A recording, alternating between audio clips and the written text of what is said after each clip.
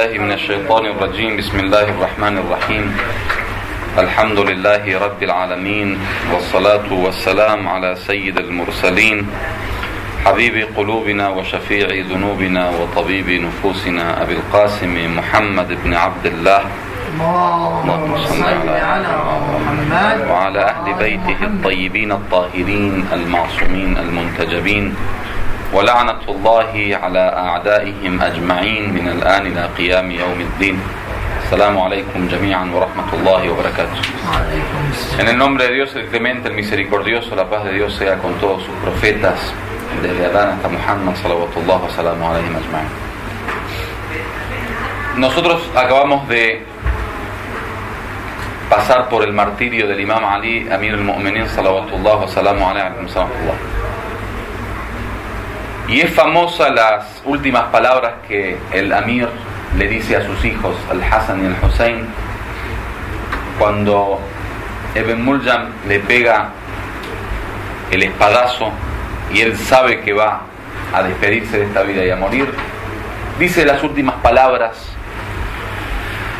en donde el Hadís aparece varios consejos que le da. Uno de los consejos fundamentales que se hizo famoso a nivel mundial, en todo el mundo islámico especialmente, y que es uno de los consejos que generalmente en el Salat del Jum'a, el día viernes, los imames y los sheikhes dan constantemente, es la famosa frase Usikum bitaqwa Allah wa nadmi amrikum, que significa les recomiendo, les aconsejo el taqwa de Dios, es decir, el temor a Dios, la piedad a Dios, que ahora vamos a explicar lo que es la piedad y el temor a Dios.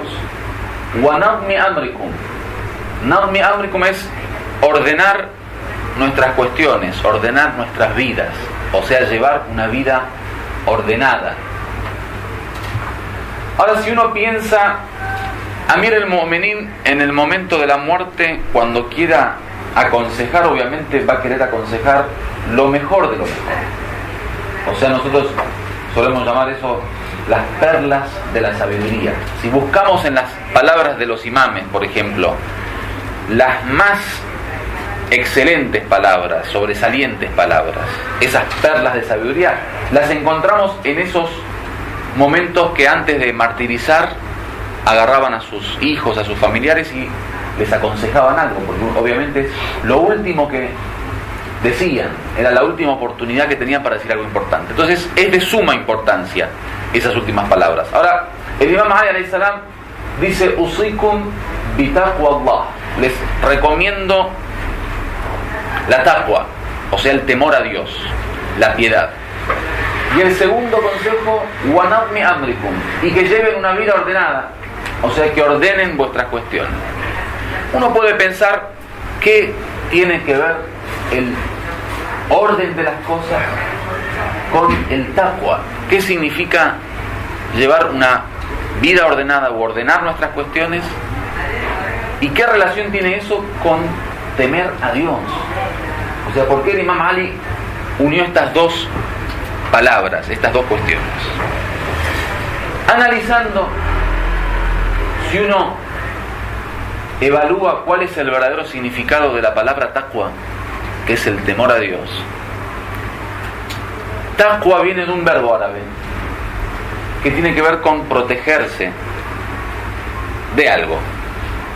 Es decir, que el taqwa es lo que nos permite estar protegidos de un mal, que puede ser el castigo de Dios, que puede ser la desgracia en la otra vida.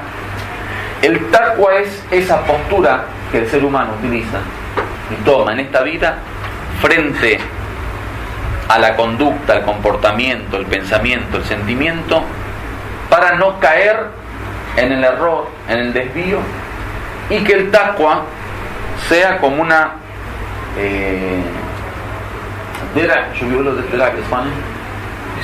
como un escudo frente a la desgracia, frente al castigo. Entonces, el Imam Ali alayhi salam, cuando define el taqwa, hace un ejemplo, digamos, de la vida cotidiana. Dice, como el árabe cuando camina con su vestimenta por ejemplo, como eso, como el de claro, como la túnica o el yilbab, cuando camina frente a un pozo o un charco con agua. ¿Y se vieron cuando uno camina que levanta la ropa para no salpicarlo, para no mancharla, y camina con mucho cuidado como para no ensuciarse? Dice, eso es el taqwa. Compara el Imam Ali el estado de taqwa con el caminar con cuidado, con precaución. Entonces yo me puse a pensar, ¿qué tiene que ver el taqwa? ¿Qué es eso? Y es obedecer a Dios, y es de alguna manera llevar una vida de fe y una vida de práctica basado en las enseñanzas de Dios, con ordenar nuestras cuestiones. O sea, ¿por qué el imam hace hincapié en unir taqwa y orden de las cuestiones? ¿O qué relación existe entre estas dos cuestiones? Si uno analiza un poco la vida de la persona, de las familias y de las sociedades que no tienen taqwa, una de las grandes características de ese tipo de sociedad es que son sociedades o individuos o familias desordenadas. O sea, no tienen orden en su vida. Y del mismo modo, el que lleva una vida ordenada, generalmente ese orden le permite llevar una vida de taqwa. Es decir, que la relación entre el orden y el taqwa es que la taqwa te permite ordenar tu vida y la vida ordenada te permite tener taqwa. En la teoría quizás no sea fácil entenderlo, pero ahora vamos a ver una serie de ejemplos que nos van a, digamos, aclarar un poco esta historia. Por ejemplo, el tema del matrimonio. Una de las dimensiones de la vida del ser humano es el matrimonio y cuando nos casamos. Bienvenido, Miguel. Salam alaikum. Ahora, miren lo que es una sociedad con taqwa y la comparación con la sociedad sin taqwa, y el concepto de matrimonio en una sociedad con taqwa y una sociedad sin taqwa, para ver qué significa tener orden en la vida y qué significa el desorden en la vida. El matrimonio en una sociedad con taqwa es de esta forma. Primero se conoce los individuos, el hombre con la mujer, el hombre conoce a su futura esposa, la futura esposa conoce a su futuro esposo. Miren el orden para después ver qué relación tiene el taqwa. Con la elección correcta del esposo y de la esposa se casan. Ciertas condiciones que las hablamos el día que estuvimos hablando sobre el matrimonio.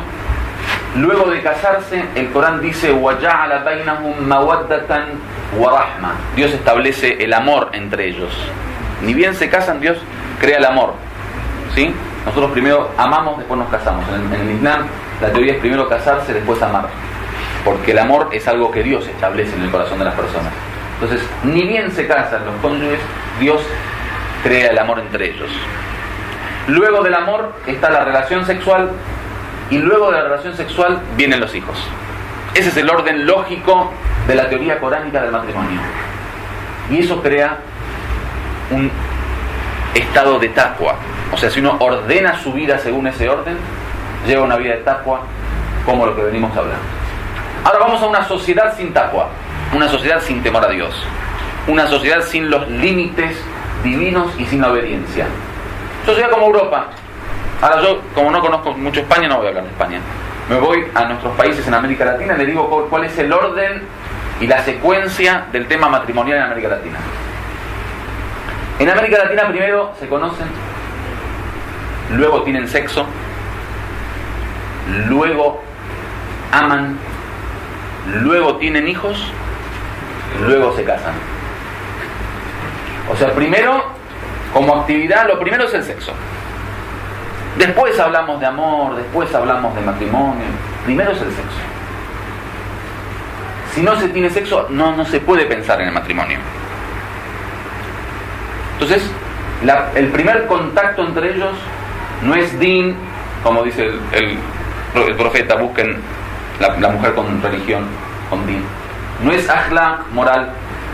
es sexo.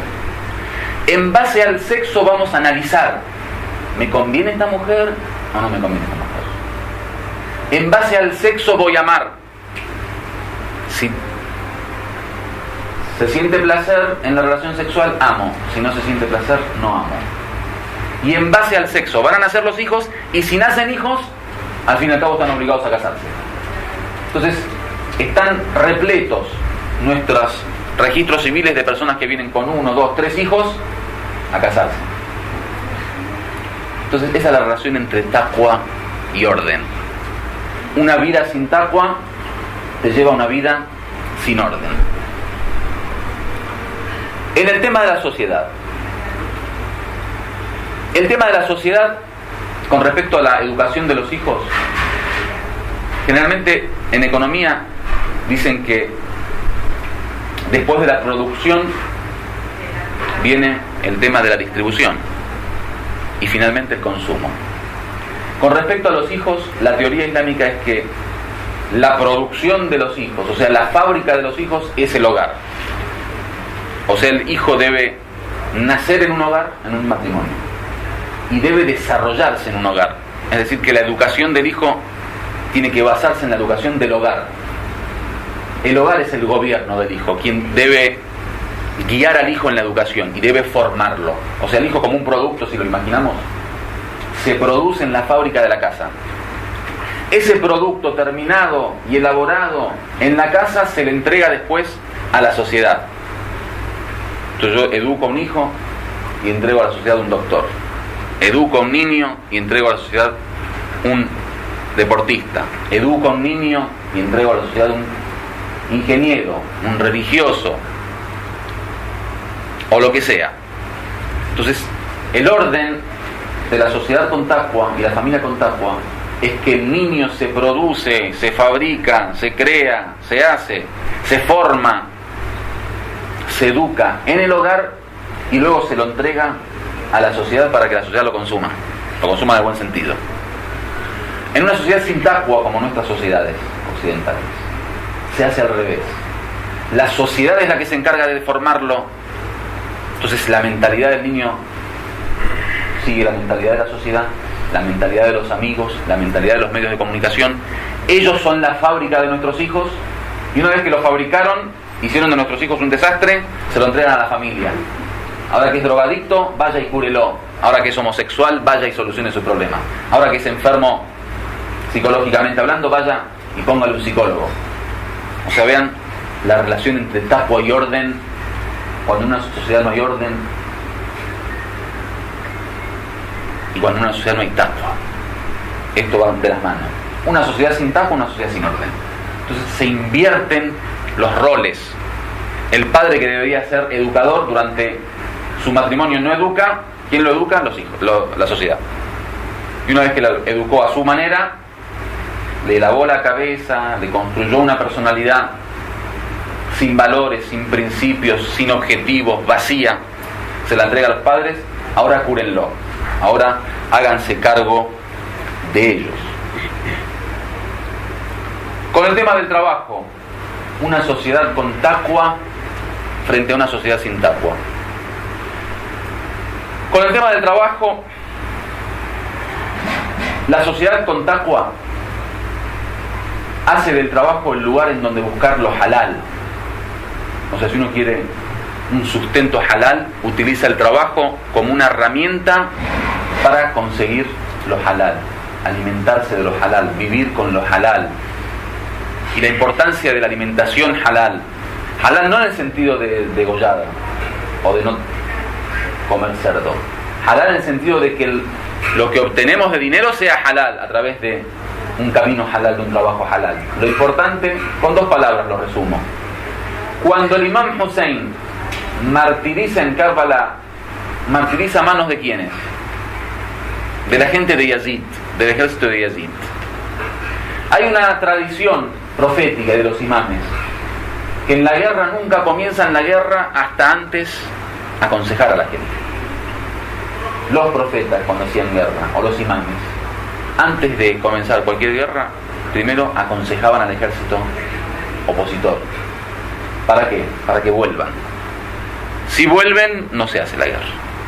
Si no vuelven, se hace la guerra.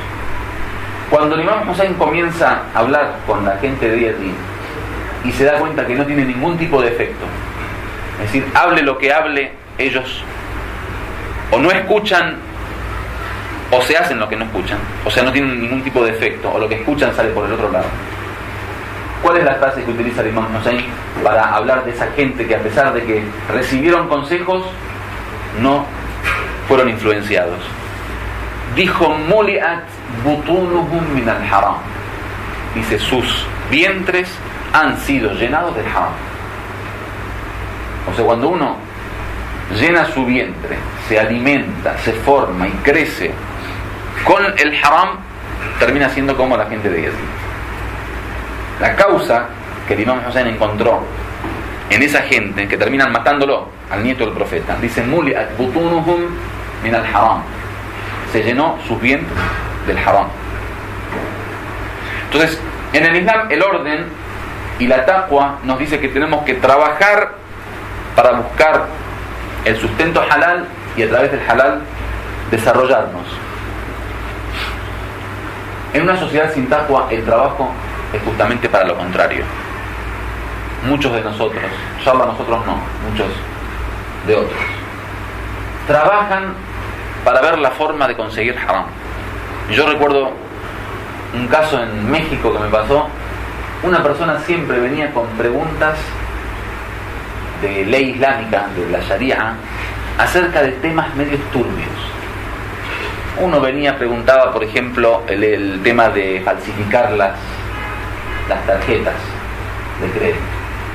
Otro decía, por ejemplo, si yo compro por 1000 y anoto 500. Otro venía, decía, por ejemplo, el tema de siempre buscando negocios turbios. Le digo en árabe, billah alayk, como siendo, por el amor de Dios, no hay trabajo halal en México.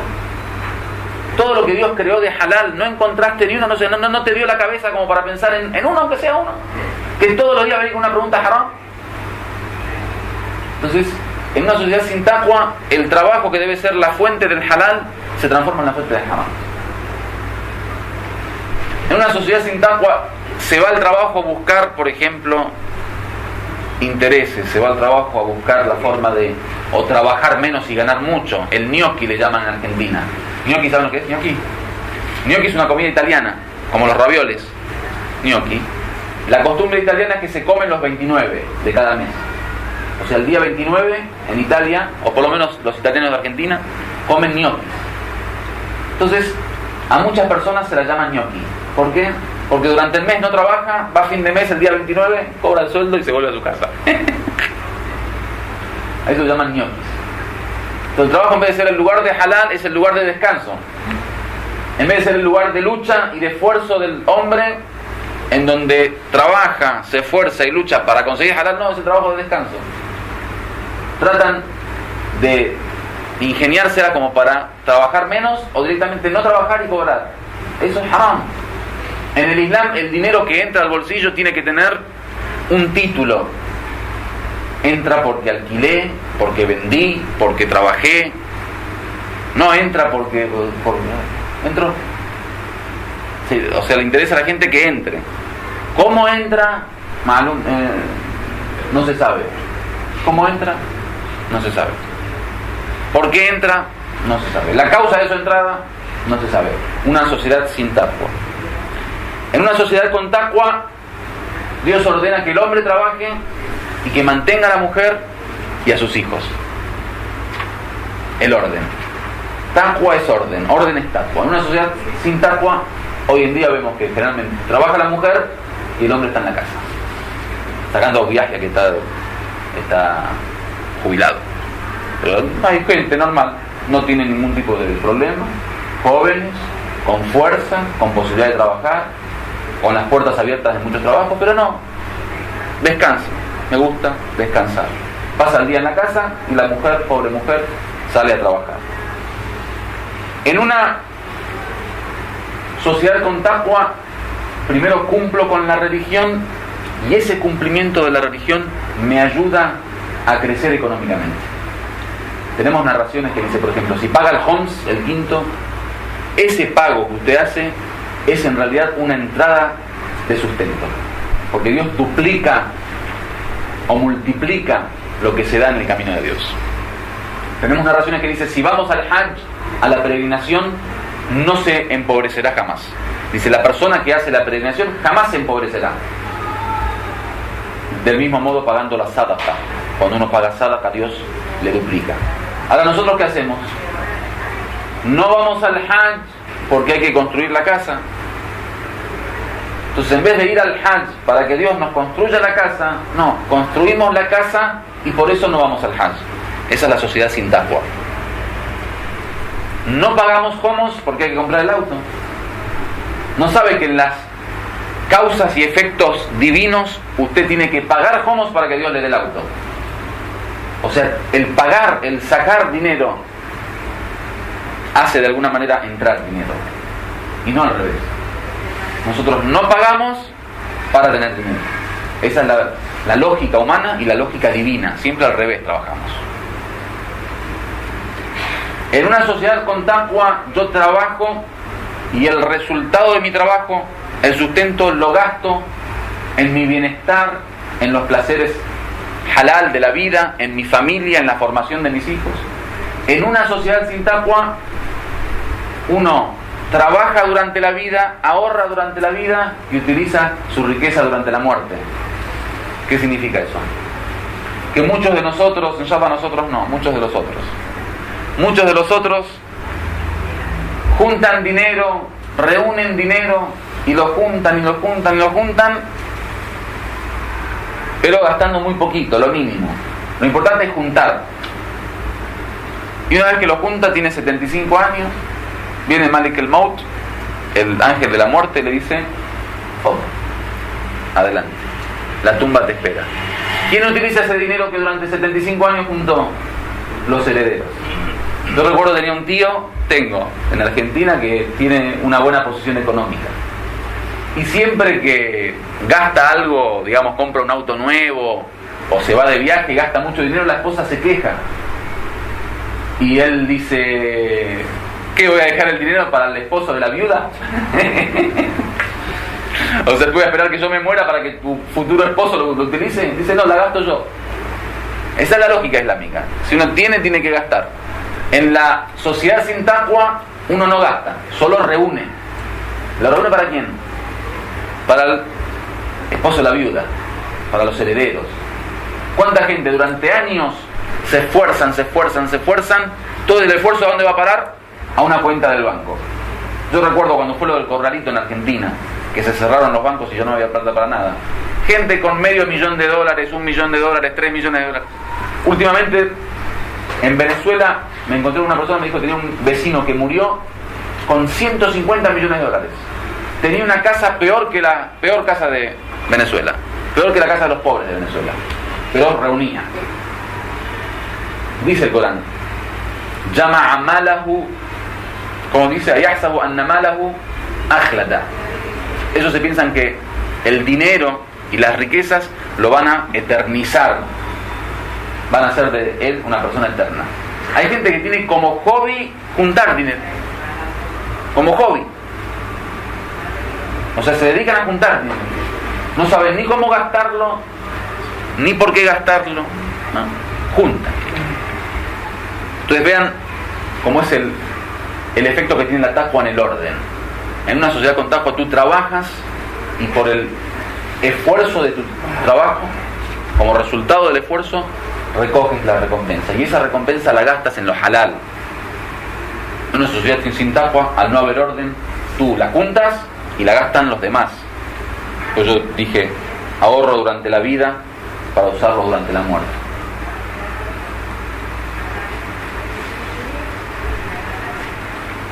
En una sociedad con taqwa, uno ordena su vida de tal modo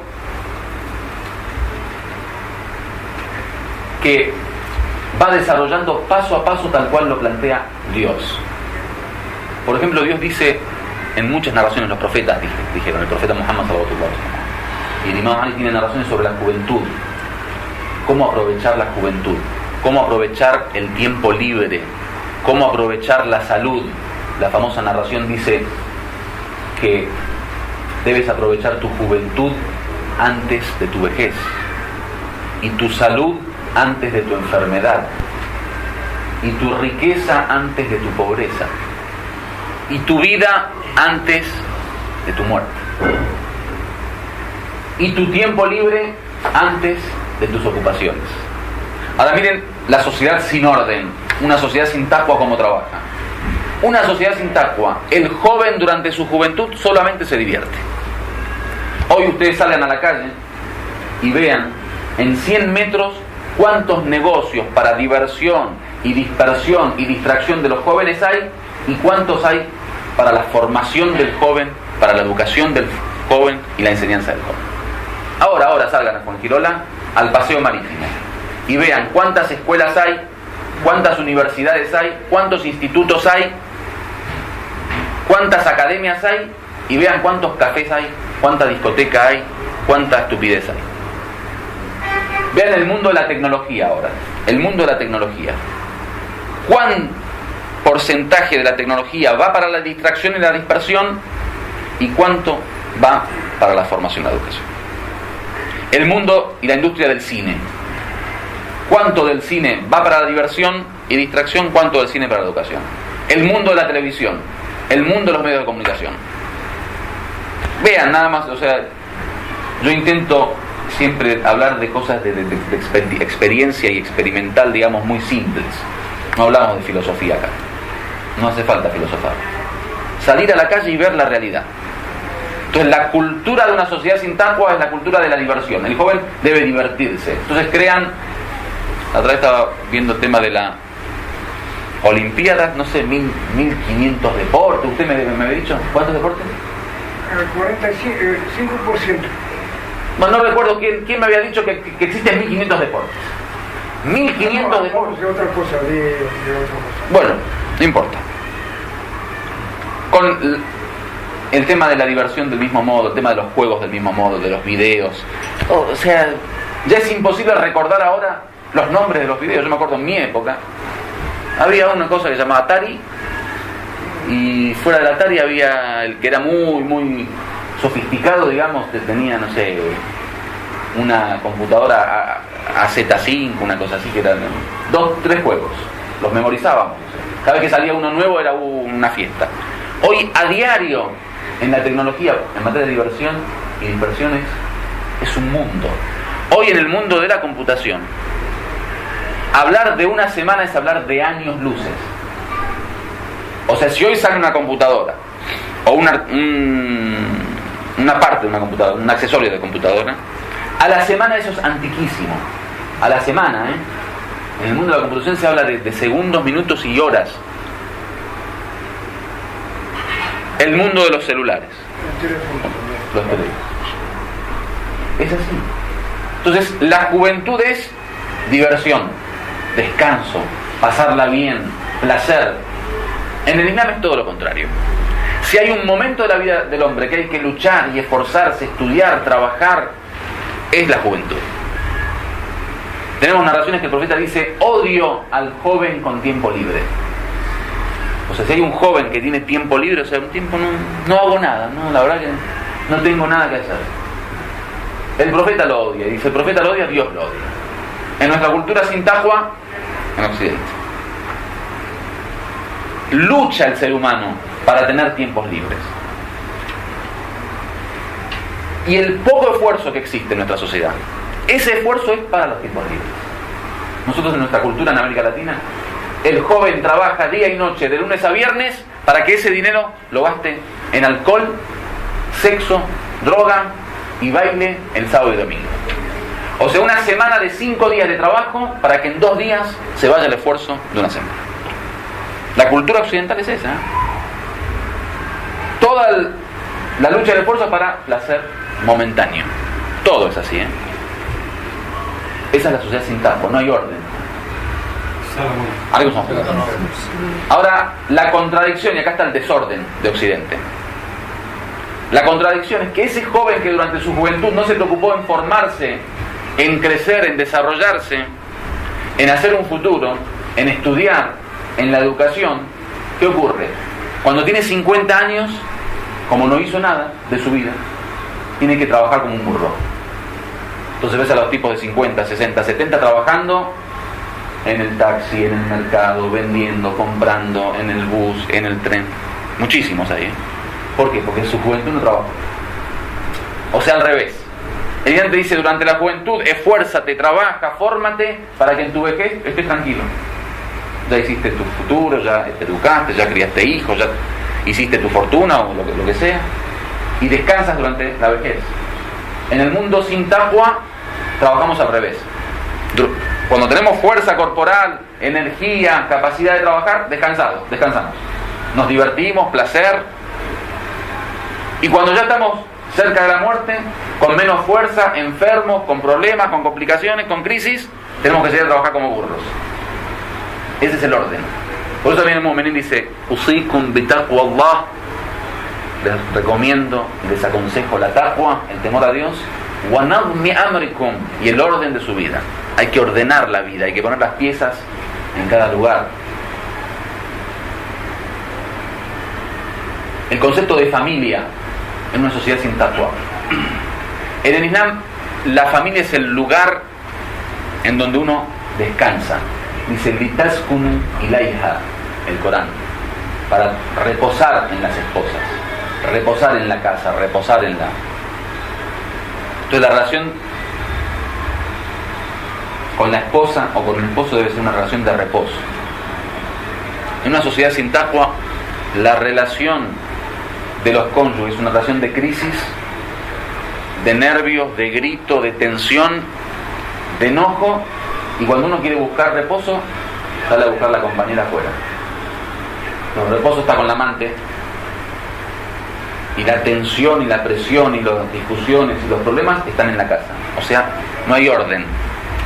El orden de Dios y el orden del hombre. El orden de Dios, el reposo está en tu casa. La calle, el trabajo, la sociedad es el lugar de tensión, es el lugar de presión. Uno tiene que olvidarse de eso, dejar eso, venir a la casa a reposarse.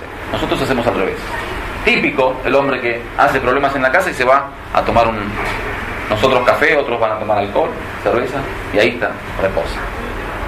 Entonces lo ves al tipo girando en la calle todo el día, de café en café. Ahora que estuve en Santander, vi a una persona, a la mañana lo veía tomando café, al mediodía tomando alcohol, a la tarde, un día lo vi como 4 veces en 4 restaurantes o 4 cafés diferentes. Porque claro, no tienen tranquilidad en la casa, entonces van a buscar el reposo afuera de la casa. A nivel familiar, el tema del divorcio, por ejemplo. Uno obviamente siempre le escapa al divorcio y ojalá que Dios no pruebe a nadie con el tema del divorcio, porque es una gran desgracia. El peor halal, dice Dios. El más, digamos... permitido. Sí, el peor de los permitidos para Dios es el divorcio. En una sociedad con taqwa, ¿cómo se divorcian? En una sociedad sin taqwa, ¿cómo se divorcian? En una sociedad con taqwa, Dios dice, si te vas a divorciar, primero reflexiona. Segundo, haz todo lo posible para no divorciarte. O sea, intenta no divorciar. Pero si reflexionaste, intentaste por todas no divorciarte, luego que entre la familia, la intervención familiar para unir entre las partes. Hay un apoyo por parte de la familia, ¿sí? Y luego, si no funciona, te divorcias. En la sociedad sin taqwa, ¿cómo es el tema? Lo primero que se hace es el divorcio. O sea, primero que todo nos divorciamos. Una vez que nos divorciamos, entonces después sí reflexionamos. Bueno, a ver, fue una buena decisión, fue una buena decisión, una mala decisión, hice lo correcto, no hice lo correcto. O sea, en vez de reflexionar, luego divorciarme, me divorcio y luego reflexiono. Después de reflexionar y darme cuenta que me equivoqué, entonces ahí viene la familia, los familiares a hacernos arreglar. Después de divorciados, cuando los hijos ya cada uno se fue con uno, cuando los hijos ya, digamos, fueron afectados psicológicamente por el divorcio. Y después, obviamente, como ya está todo hecho, entra la familia, problemas familiares, al final no volvemos. Ese es el taqwa y el orden. En una sociedad con taqwa, primero reflexiono, después interviene la familia, después me divorcio. En una sociedad sin taqwa, el orden es invertido. Primero me divorcio, después reflexiono, después interviene la familia, para volver. Ese es el orden del taqwa. En una sociedad con taqwa, el orden dice que la niña tiene que usar hijab. Entonces, durante toda su vida, desde que tienen la edad del taklif, la edad de la responsabilidad, las obligaciones, usa su hijab. Luego Dios, por su pudor, por su taqwa, le ofrece un esposo, se casa, forma familia y se desarrolla. En la sociedad sin taqwa, y desgraciadamente esto está ocurriendo en el mundo islámico también, dice, no, todavía es chiquita, o todavía es soltera. Espera que se case primero, después le ponemos hijab. Hay muchos que son así.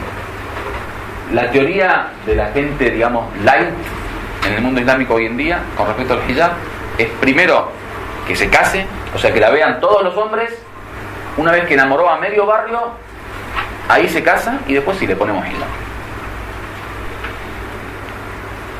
Ese es el efecto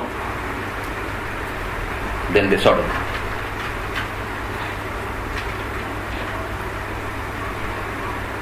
En una sociedad con taqwa, el ejemplo es el haq. El ejemplo a seguir es la verdad.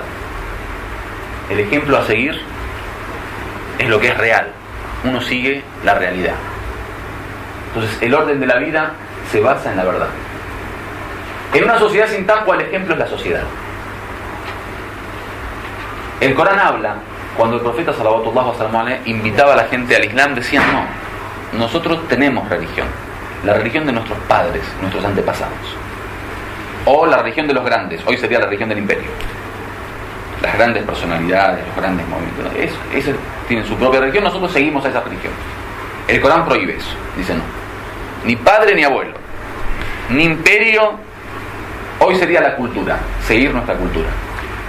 Seguir una cultura es seguir a los padres. ¿Por qué? Porque las culturas son la herencia cultural, valga la redundancia, de los antepasados. La cultura no es más que la herencia en costumbres, hábitos, usos de los antepasados. Entonces, aquellos que hacen de la cultura un ente sagrado, dicen, no, pero nuestra cultura es así. Pero la mayoría de las personas que vienen a consultarme sobre temas de religión, que no pueden cumplir, dice, pero nuestra cultura, Sheikh, ¿cómo le voy a poner hijab a mi pobre hija en una cultura tan libertaria, tan abierta? ¿Cómo voy a casar a mi hijo tan joven cuando en nuestra cultura uno se casa a los 35, 40 años? ¿Cómo? Todos los cómo, la respuesta está en la cultura, ¿no? Nuestra sociedad es así. Entonces, la sociedad es sagrado. Y Dios hay que modernizarlo. Escucho mucha gente que me dice, yo creo que Dios se quedó en el pasado. Hay que tratar de modernizarlo a Allah porque le falta, o sea, Allah no entiende, ¿no? Estas cosas. Claro. Entonces, modernicemos la Sharia, modernicemos la religión, modernicemos el Corán, modernicemos la Sunna, modernicemos a Dios, pero la sociedad no me la toquen, ¿eh? La sociedad sagrada. O sea, se moderniza todo menos la sociedad porque es sagrada. Los hábitos, las costumbres, entonces dice, la cultura es mi cultura. El Imam Ali, ¿qué dice? Dice, Arif el haq. Dice, no, tú conoces la verdad. Después vas a conocer la gente de la verdad, la cultura de la verdad, la sociedad de la verdad. Acá no hay cultura, sociedad, o sea, eso no es sagrado, eso es parte, nos toca vivir. Por eso, y uniendo con el consejo de Amir al-Mu'minin, el profeta, cuando quiere dar un referente y un criterio de superioridad humana a nivel individuo, a nivel cultura o sociedad, dice, no hay diferencia entre ninguna cultura,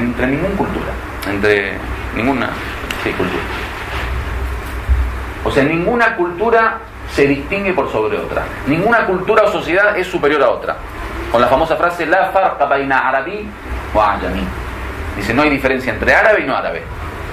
Wala baina aswadin wa abyad. Ni tampoco entre negro y blanco. O sea, las diferencias culturales y sociales las erradica el Islam. No hay diferencia, señor, no hay distinción. Somos todos iguales. Kullukum min Adam wa Adam min turab. Todos son hijos de Adán y Adán es de tierra. Eso es. La cultura nuestra es que todos somos iguales. No hay cultura superior ni inferior. Ninguna cultura vale. ¿Cómo ninguna cultura vale? ¿Qué estás hablando? Illa bit taqwa. A no ser por el taqwa, por el temor a Dios.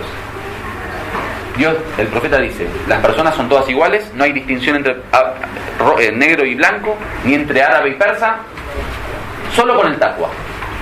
¿Qué significa? Que cuál cultura y sociedad va a ser superior. La más cercana al taqwa, la cultura de mayor temor a Dios. Y la cultura de mayor temor a Dios es la cultura de mayor orden en la vida. Ahora veamos qué sociedad en el mundo actual, y especialmente en nuestro occidente, es ordenada. Hay de 5 tarjetas tengo sobre el desorden de Occidente. Uno a uno estuvimos hablando: la familia, la sociedad, la educación, la escuela, la economía. Es una sociedad sin orden, es una sociedad sin taqwa. Una sociedad sin taqwa es una sociedad sin orden, y una sociedad sin taqwa no tiene distinción en el Islam. El hombre distinguido, la familia distinguida, la sociedad distinguida es la que tiene taqwa, nada más. Tiene taqwa, tarjeta VIP, entra. ¿No tienes taqwa? ¿Tienes una vida ordenada? Hazla o hazla. ¿No tienes una vida ordenada? Al infierno.